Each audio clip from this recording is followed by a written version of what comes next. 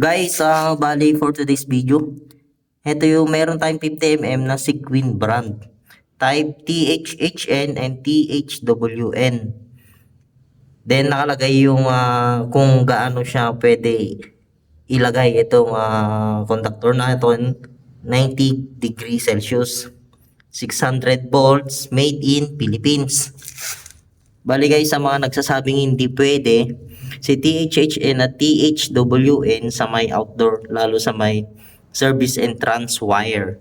Ngayon guys, si THHN, thermoplastic high heat resistance nylon coated, temperating 90 degree Celsius in dry location. Ngayon, si THWN, thermoplastic heat and water resistance nylon coated, temperating 90 degrees Celsius in dry location and 75 degrees Celsius in wet location. Ngayon guys, ito nga 50mm natin is pinagsama na yung THHN and THWN. Itong conductor natin guys is allowed sa outdoor, lalo na sa may service entrance wire, generator, service wire.